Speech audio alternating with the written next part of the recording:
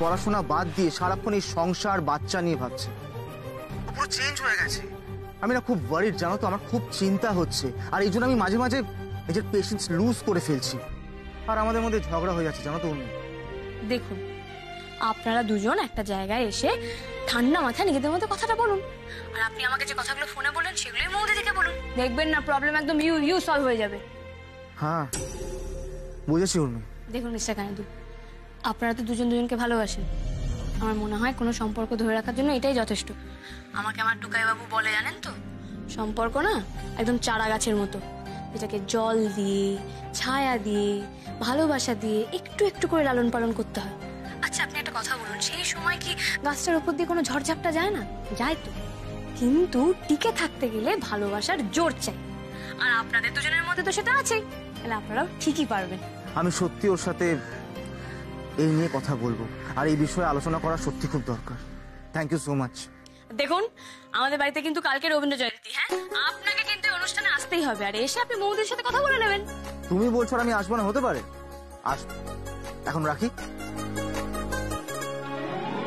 উর্মি, কি বললো? তোমার প্রবলেম মিটে গেছে মৌদিদি। কালকে মিস্টার কানাইদুল এসে তোমার সাথে কথা বলে নেবে। তুমি সত্যি কথা বলছো? না, মিথ্যে কথা বলছি। মানে তোমাকে মিথ্যে কথা বলে আমার কি লাভ বলো তো মৌদিদি? মিস্টার কানাইদুল এসে তোমার সাথে নিজে কথা বলবে বলেছে। আর শোনো, এরপর না তোমরা দুজনের সঙ্গে ঝগড়াঝাটি করে একদম কানাকাটি করবে না। Thank you so much. Mister Kanaidul কথাটা ভুল বলেননি। মৌদিদির মধ্যে চেঞ্জেস, সেটা তো আমিও লক্ষ্য করেছি। তবে কেন আসছে সেটাই দেখার। ভাই ভাই ভাই ভাই, তোমাকে যে বলেছিলাম রিনির ফোন নম্বর জোগাড় করতে, সেসব জোগাড় করেছো নাকি? আরে হ্যাঁ হ্যাঁ করেছি তো। তা আমাকে একটু দেওয়া যাবে ভাই? কেন দেবো না, এই নাও। দেখি।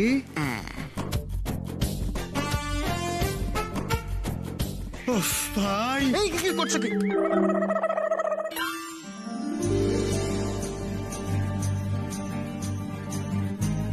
হ্যালো রিনি, তাহলে সেই ওই কথাই রইল। আরে বাবা, কি হলো বেলা? তুই এরকম চিৎকার করছিস কেন? চিৎকার করবো না? তুই এই বাড়িতে আসবি আর আমাকে ডাকবি না, তা কি করে হয়? ছাড় না বেলা, এরপর তো আর ডাকাডাকির কেস নেই। কেন মানে? এবার থেকে তো আমি এখানেই থাকবো তোর সঙ্গে। সত্যি? সত্যি? এখানে থাকবি? সত্যি। দাদা ভাই এখানে থাকবে এবার থেকে? হ্যাঁ এখানেই তো থাকবে। ওই দেখ, সত্যি কথা বলছি, মিথ্যে নয়। দাদা ভাই আমার যে কি আনন্দ হচ্ছিল তুই ভাবতে পারবি না। মিথ্যে বললেই তো ভালো হতো। যে কদিন থাকবে হান মাস জ্বালিয়ে খাবে মা বগলা তো।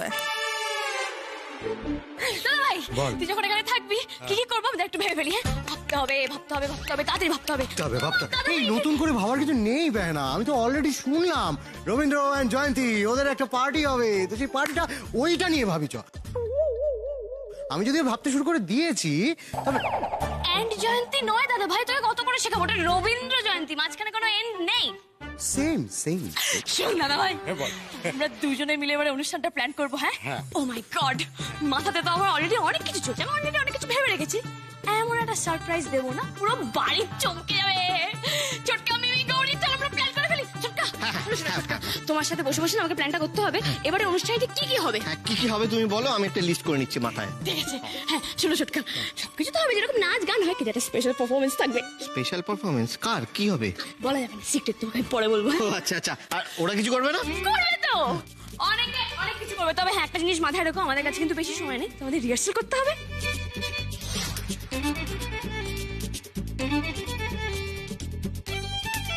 চল রান্নাঘরে যাই, জোগাড় করতে হবে তো। চল ভাই, তুমি নাচ প্র্যাকটিস করেছো? হ্যাঁ, বাড়ির অনুষ্ঠান নাচবই তো।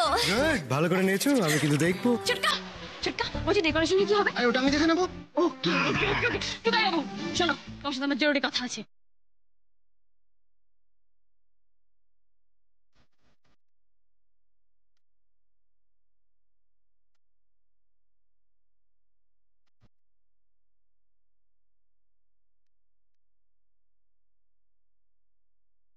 যাক, কতদিন পর উর্মির হাসি মুখটা দেখতে পাচ্ছি।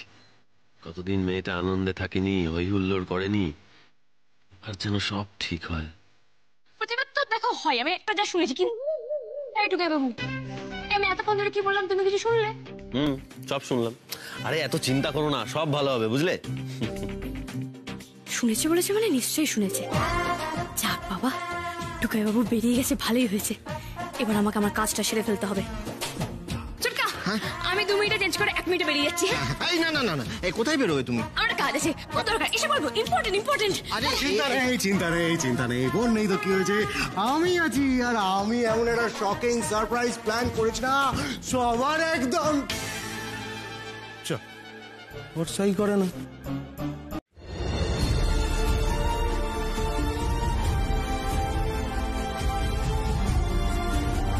কিন্তু স্যার আমার না ইচ্ছেটা ছিল প্রবল এই মাউতার গান শেখার।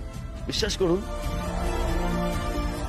টাকা না থাকার সত্ত্বেও আমি হাল ছাড়িনি স্যার। কিন্তু আমার দুর্ভাগ্য, আপনি আমাকে নিয়ে হাল ছেড়ে দিলেন। আপনি আমাকে তখন বলেছিলেন, আমার পরিষ্কার মনে আছে এখন, ট্যাক্সিওয়ালার নাকি এই সমস্ত শখ থাকতে পারে না।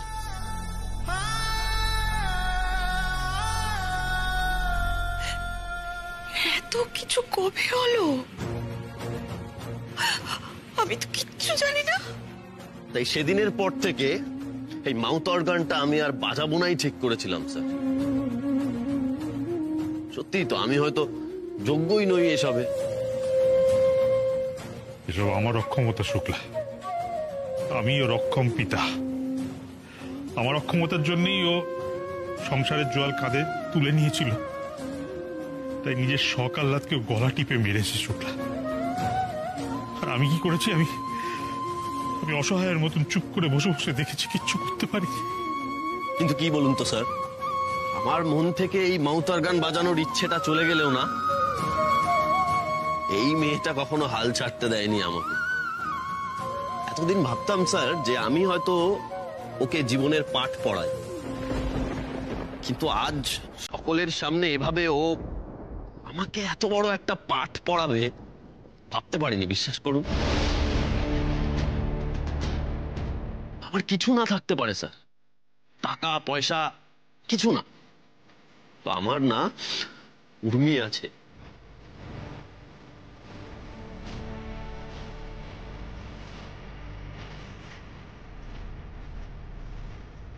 আর ও থাকলে আমি সব পারি, সব।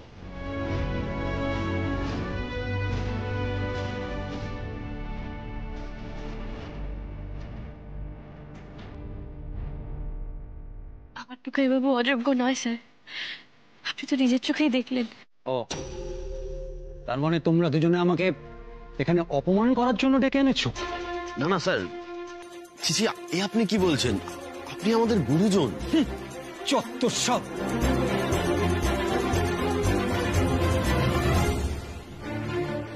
এই বাড়িতে আসলেই নাটক আর নাটক, আর কত নাটক যে দেখতে হবে কি জানে। বাবা ইচ্ছে করে ভিকিকে এখানে পাঠিয়েছে যাতে ও এখানে এসে ওদের মধ্যে থেকে ওদের মতো হয়ে যায়, যত সব ওদের মতো মিডিল ক্লাস চিন্তা ভাবনা নিয়ে জীবনযাপন করে, কখনো এমডি হওয়ার স্বপ্ন না দেখে। সব প্ল্যান বুঝলে, সব প্ল্যান। আর আমি তো এটাই বুঝতে পারছি না, তুমি কেন আমাকে আটকা চোখে নিয়ে যেতে? তুমি বসে বসে কোমর পুরো, তুমি বুঝতে পারছো না আমি যে ডিসিশন নিয়েছি একদম ঠিক নিয়েছি। বাবাকে তো চেনো না, এটাকে নিয়ে একটা অন্য ইস্যু বানিয়ে অন্য উল্টো কাজ করে দেবো। হ্যাঁ, এখন বাবাকে চটিয়ে লাভ নেই, আমাদের হিতে বিপরীত হবে। তুমি যা খুশি করো, আমার এখানে আর এক মুহূর্ত থাকতে ভালো লাগছে না। চলো তো মামনি। তুমি। হ্যাঁ, আসলে ভেতরে গোলমালের মধ্যে আপনাদের সঙ্গে তো কথাই বলা হয়ে উঠলো না, তাই এলাম। কিছু বলবে? হ্যাঁ, আপনাদের সঙ্গে না জরুরি বিষয়ে কথা রয়েছে আমার একটা। আপনারা শুনেছেন তো সমরকে জামিনে ছাড়িয়ে নিয়ে যাওয়া হয়েছে? সাত্তকে ঘুরিয়ে আমাদের থেকে সত্যিটা বের করার চেষ্টা করতে পারে। না না না, মাথা ঠান্ডা রাখতে হবে। না, আমি ঠিক জানি না কে করলো এটা এমন। হ্যাঁ, সেটা তো মানে আমার জানার কথা নয়, তাই না মামুনি? আপনি আসলে সেদিন সমরের সঙ্গে কথাবার্তা বলবেন বলে থানায় গিয়েছিলেন না, তাই আমি ভাবলাম যদি আপনি কিছু জেনে থাকেন আর কি। তুমি কি আমাকে দোষারোপ করছো? ও সেটা বলেছে নাকি? ও তো খালি জিজ্ঞেস করছে, তাই তো? একদম তাই, আমি কিছুই বলছি না মামুনি। আমি শুধু বলতে চাইছি যে বা যারা সমরকে জামিনে ছাড়িয়ে নিয়ে গেছে তারা বিশেষ সুবিধে করতে পারবে না। কারণ সত্যি বেশি দিন চাপা থাকে না। উর্মির সামনে যেভাবেই হোক সত্যিটা আমি আনবই। তুমি জানবে রিনি কেন ফিরে এসছে বলো, রিনি কেন ফিরে এসছে বলো। আমি জানি না রিনি কেন ফিরে এসছে। আরে তুমি এরকম কেন করছো? আমি কি জানি নাকি তোমার দাদা ভাই তোকে নিয়ে এসছে? আমি কিচ্ছু। কেন ফিরে এলো টুকাই বাবু? ও আবার আমাদের মধ্যে অশান্তি বাঁধাবে, আবার আমাদের মধ্যে ঝগড়া হবে, আবার তুমি আমাকে ভুল বুঝবে। আমি এবার কি করবো বলো? তোকে আবার কি করে তাড়াবো আমি? উর্মি আমার কথা শোনো, তাকাও আমার দিকে, তাকাও দেখি কি হচ্ছে দেখি। আরে তুমি কাকে দেখে ভয় পাচ্ছ? ওই রিনিকে? তুমি কি বোকা উর্মি? দেখো দুনিয়ার সামনে যতই ভোল বদলে রং চকে জামা কাপড় পরে ইংরেজিতে কথা বলে নেচে কুদে বেড়াক না কেন, রিনি ছিল সেই রিনিই থাকবে।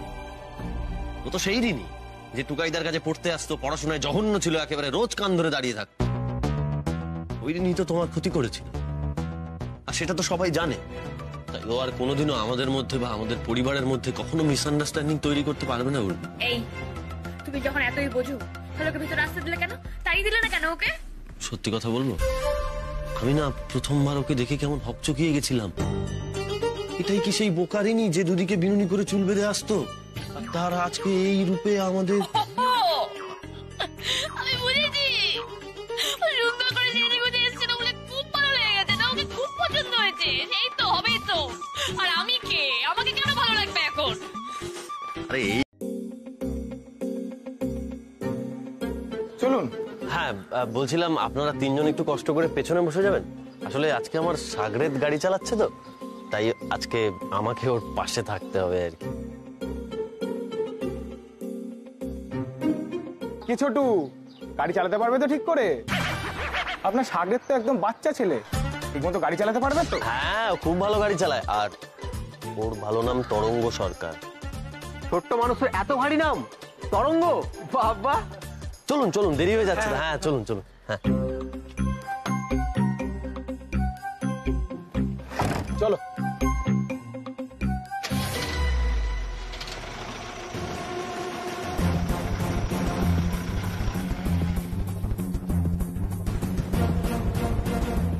আরে ছোটু, মানে তরঙ্গ ভাই, গাড়ি একটু তাড়াতাড়ি চালিও, সিনেমার সময় হয়ে যাচ্ছে, সময় পৌঁছতে হবে তো।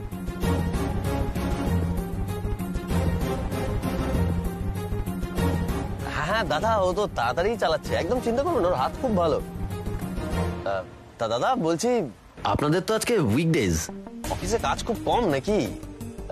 বস কিছু বলে টলে না বোধহয়? চাপ আবার দেয় না, আমাদের বস হচ্ছে হেভি খেচুয়া, অনেক গল্প আছে ওনার।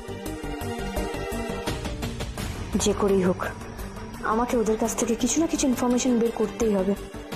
তবে যাই বল ভাই, এই কেসটা নিয়ে বস কিন্তু বেশ ভালোভাবে হাবুডুবু খাচ্ছে। ভালোই তো, উনি যত হাবুডুবু খাবেন ততই আমরা হাওয়া খেতে পারবো। আবার কি, যতদিন ফাঁসে থাকে ততই আমাদের মঙ্গল, এই অফিস আওয়ার্স আবার ঘুরে ফিরেও বেড়াতে পারবো।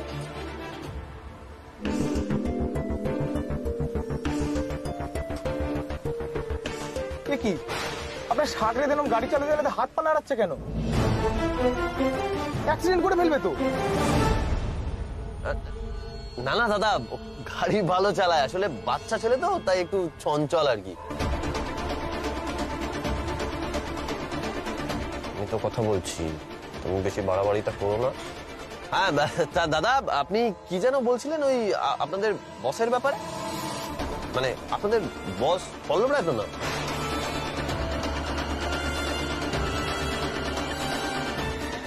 আপনি কি করে জানলেন আমাদের বসের নাম পল্লব রায়? উফ বাবা, এই টুকাই বাবুটা না কিচ্ছু জানে না, এভাবে সোজাসুজি কেউ জিজ্ঞেস করে নাকি? শিওর কেস খেলো। না আসলে ওই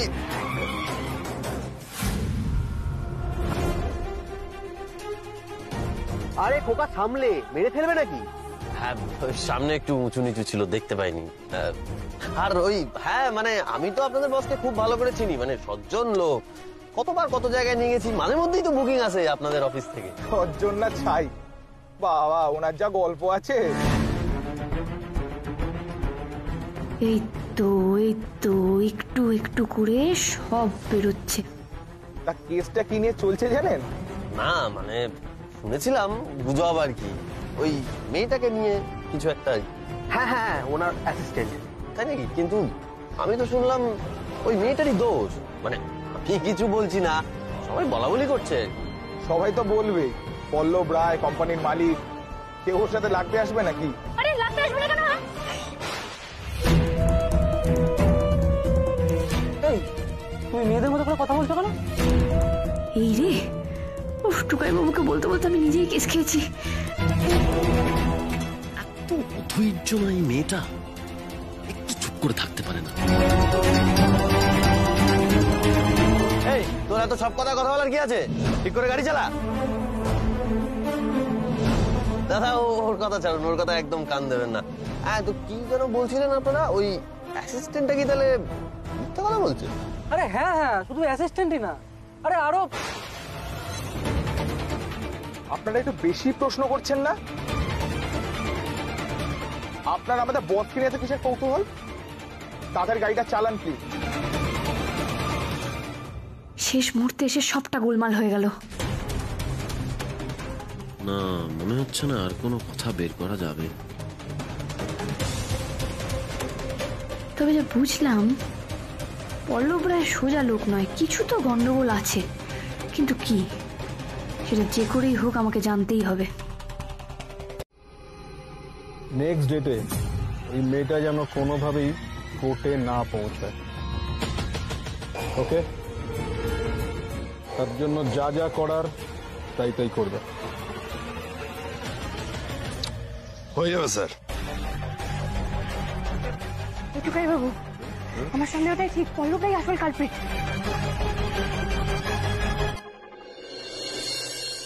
কি বললি তুই? কৈফিয়ত? হ্যাঁ, কৈফিয়ত দিতে হবে। বল মা বগল, ওই অত টাকা তুই কোথা থেকে পেলি? আমার কিছু জমানো টাকা ছিল, সেখান থেকে আমি। আরে এত জমানো টাকা কি করে জমালি? তুই তো তোর টিচার ট্রেনিং এর জন্য টাকা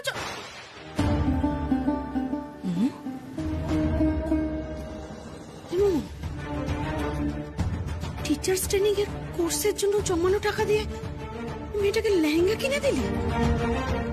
তোর মাথা ফাতা সব খারাপ হয়ে গেল নাকি রে? হ্যাঁ, কি হলো? মাথা খারাপ হয়ে গেল? আশ্চর্য ব্যাপার তো, একটা লেহেঙ্গাই তো কিনে দিয়েছি, তার জন্য এরকম কেন করছো? লেহেঙ্গা কিনে দিয়েছিস মানে কতগুলো জমানো টাকা তুই এইভাবে উড়িয়ে দিলি? তুই আজকে যে টাকাটা অকাজে খরচ করলি, আরে সেটা তোর ভবিষ্যতে নিজের কাজে রাখতো।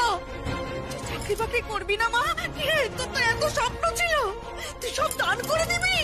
হ্যাঁ, দেবো মা, দেবো। আমার যা ইচ্ছা হবে আমি তাই করবো। আমার টাকা, আমি যা খুশি তাই করবো। শোনো মা, ওটা তো আমার জমানো টাকা ছিল। আমার তখন মনে হয়েছিল যে টাকাটা জমাতে, তাই জমিয়েছিলাম।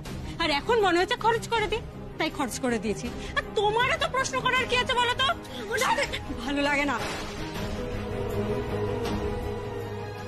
আমার সাথে এইভাবে কথা বলছিস কেন বাবু?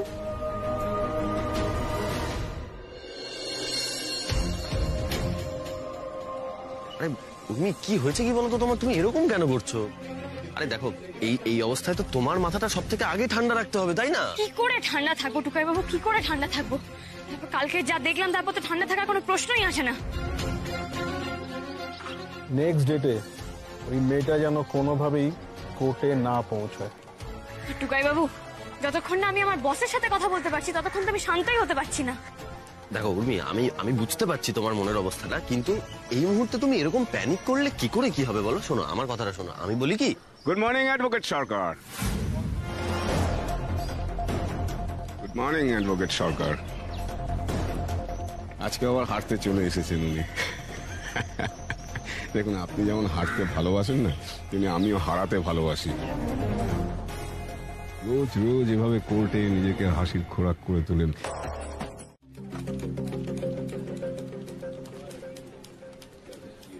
আরে আপনি সেই এসেই গেলেন? আমি তো ভাবলাম যে আমার উপদেশ শুনে আপনি এতক্ষণে বাড়ি চলে গেছেন। আচ্ছা, opponent uncle, I mean advocate Basu, আপনি এখনো আমাকে ভালো করে চিনতে পারলেন না। দেখুন, উর্মি সরকার কিন্তু ময়দান ছেড়ে বেরিয়ে যাওয়ার মানুষ নয়। কেসটা যখন আমি হাতে নিয়েছি তখন আমি লড়বই, আর আমি জিতবো, আই প্রমিস। একদম ঠিক বলেছেন। এই কেসটা কিন্তু আমাদের জিততেই হবে। হ্যাঁ স্যার, আর আপনার সাথে কথা বলে তো আমার মাথাটা আরো ক্লিয়ার হয়ে গেল।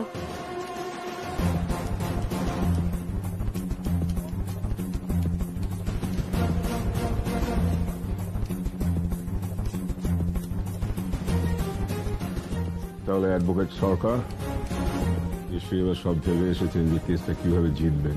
আমি ড্রামা, দ্য স্ক্রিপ্ট, আশা করি সব রেডি আছে, নাকি এবারও আগের বারের মতন একটা লম্বা চড়া ভিগারাস স্পিচ দেবেন, যেটা আপনি অবভিয়াসলি ভালো পারেন। আপনি মনে হয় আগের বার হেরে যাওয়াটা ঠিক মেনে নিতে পারেননি, তাই না? তাই আমাকে দেখলে এরকম অদ্ভুত বিহেভ করেন। আপনি আমাকে ভয় পান।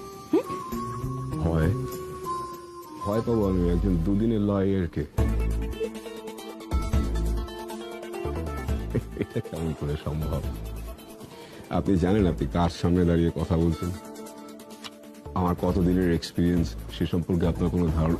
আপনি একটা কাজ করতে পারেন, আপনার বসকে জিজ্ঞাসা করতে পারেন, সেও এখন আমার সামনে দাঁড়িয়ে কেস লড়তে গেলে কেঁপে ওঠে।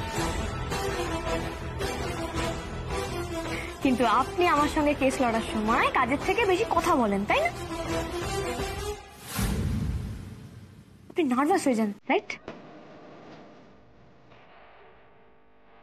নার্ভাস? বাসু, আজ পর্যন্ত কোন কেস লড়তে গিয়ে নার্ভাস হইনি। শুধু আমার সাথে যে কেসটা লড়েছিলেন তাতেই আপনি হেরে গিয়েছিলেন। আমি আপনার অপোজিটে ছিলাম। দেখুন মিস্টার বাসু, আপনি যাই করুন না কেন, আপনি কিন্তু আজকে আমার মনোবল ভাঙতে পারবেন না। কারণ আমি জানি আমি কেসটা জিতবই জিতবো। স্যার, আপনি এত কনফিডেন্ট কি করে হচ্ছেন বলুন তো?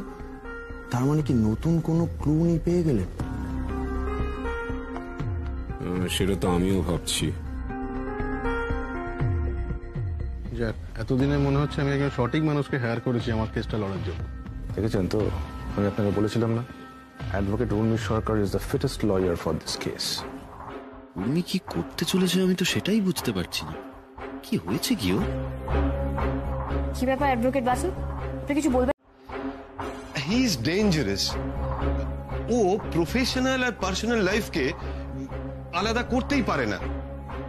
ও পার্সোনাল হার্ম করে মানুষের। থ্যাংক ইউ, আপনি এখন আসতে পারেন।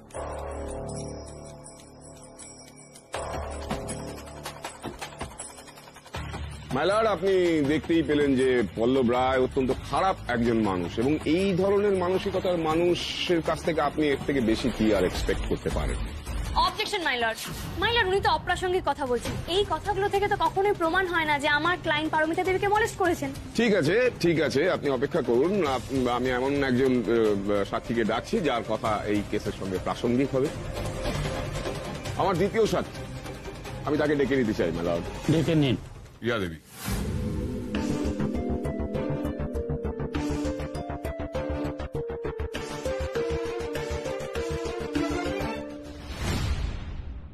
যা বলিব সত্য বলিব, সত্য বই মিথ্যে বলিব না। মহামান্য আদালত, তিনি রিয়া কর্মকার। আচ্ছা, আপনি তো পল্লব রায়ের অফিসে চাকরি করতেন, তাই না? হ্যাঁ। আচ্ছা, কি এমন ঘটলো যার জন্য আপনাকে চাকরি ছেড়ে দিতে হলো? মানে আপনি রেজিগনেশন দিয়েছেন কেন? আসলে আমি বাধ্য হয়েছিলাম। আর কি মানে কি এক্স্যাক্টলি ঘটেছিল? কারণ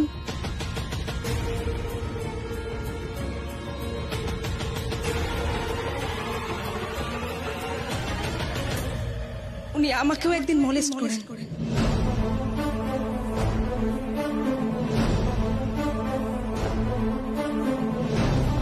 তারপর থেকে আমি আর ওই অফিসে কাজ করতে পারছিলাম। আপনি যদি আরেকটু মানে ডিটেলে মহামান্য আদালতে দাঁড়িয়ে যে আপনার সাথে এক্স্যাক্টলি কি কি ঘটেছিল? হ্যাঁ, একটা বৃষ্টির দিনে আমার বাড়ি ফিরতে রাত হয়ে যাচ্ছিল বলে উনি আমাকে বাড়ি ছেড়ে দেওয়ার নাম করে নিজের গাড়িতে লিফট দেন। আর তারপর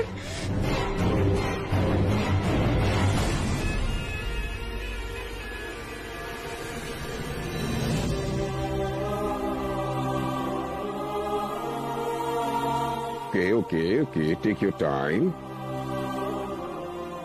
তারপর উনি আমাকে গাড়িতে মলেস্ট করে। আমার সঙ্গে জোর জবরদস্তি করার চেষ্টা করেন। সেই সময় আমি ওনাকে আটকাতে পারলেও পরের দিন অফিসে গিয়ে যখন ওনাকে চার্জ করি এই ঘটনার বিরুদ্ধে প্রতিবাদ করতে যাই, উনি আমাকে চাকরি থেকে বের করে দেন। Order order. ঠিক আছে, আপনি এখন আসতে পারেন।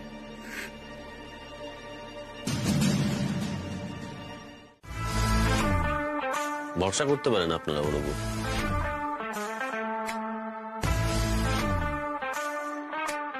মাই লর্ড, এবার আমি আমার পরের প্রমাণ পেশ করতে চাই, আমার পরের সাক্ষী যে বলবে যে পল্লব রায় কতটা নির্ঝঞ্ঝাটে একজন মানুষ, আর সে সাক্ষী আমি নিজে।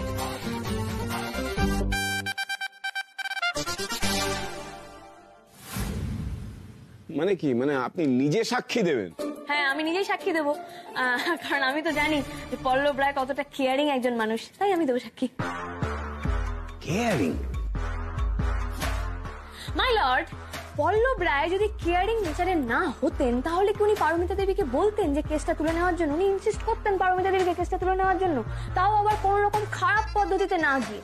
উনি কিন্তু পারমিতা দেবীকে বুঝিয়েছিলেন যে উনি শুধু পারমিতা দেবীকে বকাঝকা করেছেন, মলেস্ট করেননি, এবং উনি এতটাই কেয়ারিং নেচারের পারমিতা দেবীকে বোঝানোর জন্য উনি 3টে সন্ডা মার্কা গুন্ডা পারমিতা দেবীর পিছনে ছুটিয়ে দিয়েছিলেন।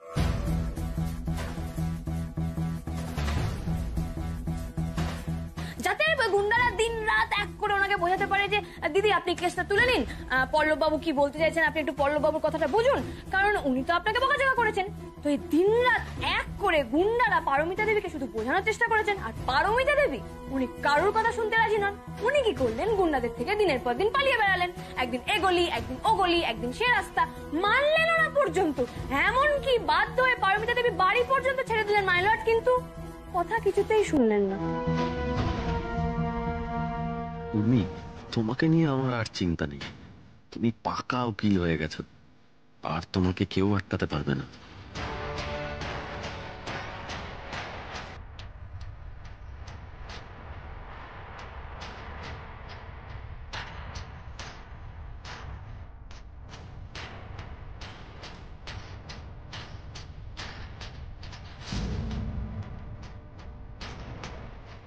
উর্মি মানে মিসেস অ্যাডভোকেট সরকারের ওপর উনি ঝাঁপিয়ে পড়েন এবং উনি ওনাকে জিজ্ঞেস করেন যে উনি কেন এই কেসটা নিয়েছেন। কেন নিয়েছো কেসটা তুমি? ভূত মেয়ে তো তুমি। আমরা বাড়ির সবাই অবাক হয়ে যাই এবং এই কথাবার্তার মাঝখানেই দরজা ধাক্কানোর শব্দ পাই আমরা। দরজা খুলুন, দরজা খুলুন বলছি। ওরা চলে এসেছে। আরে আরে কি করছে নাকি? ওরা গুন্ডা, ওরা আমাকে নিয়ে যেতে এসেছে। ঠিক তখনই পারমিতা দেবী বলেন যে আমাকে গুন্ডারা ধরতে এসেছে, আপনারা দয়া করে বলবেন না আমি এই বাড়িতে আছি। ঠিক তখনই আমার স্ত্রী মানে মিসেস সরকার, অ্যাডভোকেট সরকার, উনি ওনাকে লুকিয়ে ফেলেন এবং তখনই আমরা দরজা খুলে দেখি সত্যি 3জন গুন্ডা এসে হাজির হন এবং জিজ্ঞেস করেন যে পারমিতা দেবী এখানে এসেছেন কিনা। এখানে একটা অল্প বয়সী মেয়েকে দেখেছেন? না, দেখিনি, আসেনি। আমরা অস্বীকার করি এবং এই ঘটনাটার সময় তখন আমরা সবাই বাড়িতেই ছিলাম।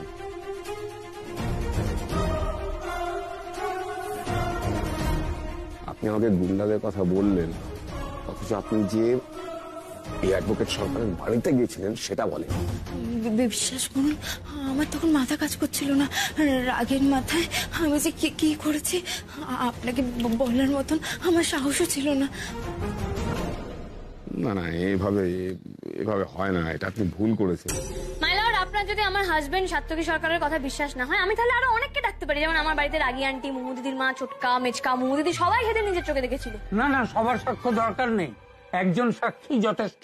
Thank you my lord. Tukai বাবু, তুমি আসতে পারো। মাই লর্ড, আপনি তো দেখলেনই আমার ক্লায়েন্ট পল্লব রায় কত ভালো, কত বড় মনের একজন মানুষ, বরং পারমিতা দেবী ওনাকে ডিস্টার্ব করতেন। That's all my lord. অসাধারণ থিওরি, রিয়েলি ব্রিলিয়েন্ট থিওরি। আমার লার্নেড ফ্রেন্ড সবসময় একটা উপর চালাকি করে, যদিও তাতে কোনো লাভ হয় না, সবটাই ব্যর্থ হয় এবং নিজেকে হাস্যস্পদ করে তোলেন। এর আগের কেসটা ঠিক তাই হয়েছিল, নিজেকে এভাবে হাস্যাস্পদ করে তুলেছিলেন।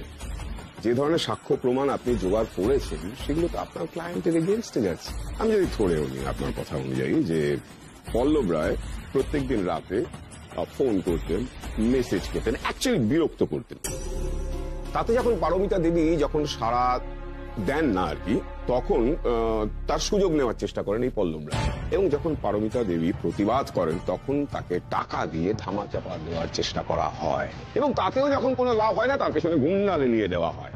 According to you, your version. আমার হাজবেন্ডের জন্য লড়াই করেছিলাম কারণ উনি নির্দোষ ছিলেন।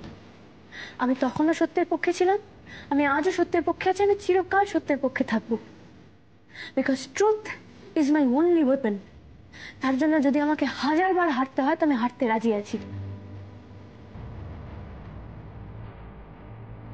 মাই লর্ড, পারমিতা দেবীর মতো মানুষদের তো হ্যাটস অফ। আজকে ওনার মতন মানুষেরা আছেন বলে, ওনার মতো সাহসী মানুষেরা আছেন বলে কিন্তু পল্লব রায়ের মতো মানুষেরা আছে আজও শাস্তি পায়।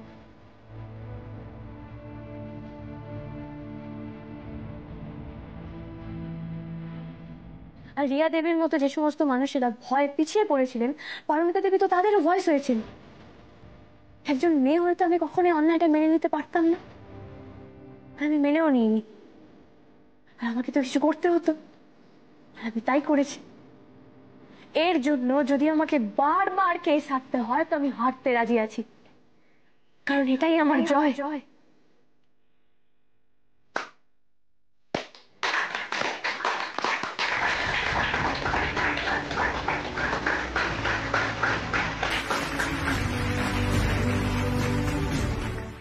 সত্যি ম্যাডাম, আপনাকে যত দেখছি তত আপনার ফ্যান হয়ে যাচ্ছি। না, থ্যাংক ইউ। আমাদের স্যার মানে অ্যাডভোকেট বাসু, উনি একজন দুধে উকিল। কেসের প্রথম দিন থেকেই দেখছি আপনার সামনে যখনই উনি এসে পড়েন না একদম ঘোল খেয়ে যান। হ্যাঁ হ্যাঁ, সেটা অবশ্য আমিও বুঝতে পারি। আচ্ছা বলছি, আপনি মিস্টার বাসুর জুনিয়র তো? হ্যাঁ, আমি আর রতনদা ওনার আন্ডারেই কাজ করি। রতন মানে রতন খাস্তগির। ওই রতন খাস্তগির নামের কোনো অ্যাডভোকেট? রতন খাস্তগির? রতন খাস্তগির আবার কি? সমর কাকা জামিনই বা কেন করাতে গেল?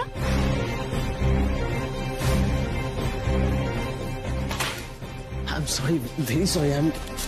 না না না, ঠিক আছে, এগুলো কোনো ব্যাপার না।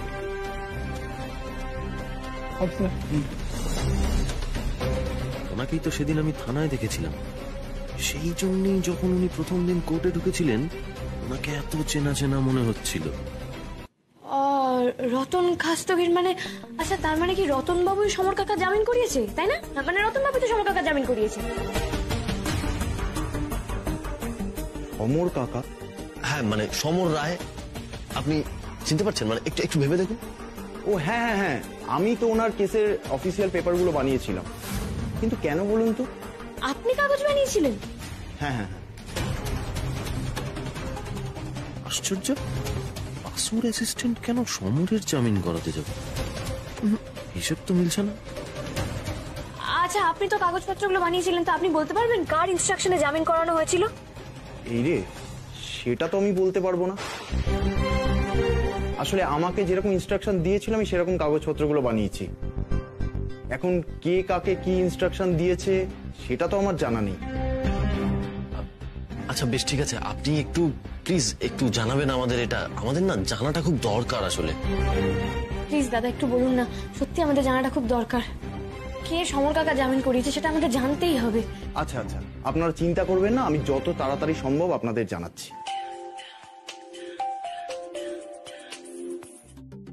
হ্যাঁ স্যার, হ্যাঁ হ্যাঁ, আমি এক্ষুনি আসছি। আমাকে যেতে হবে। হ্যাঁ স্যার ফোন করেছে, আসছি। একদম।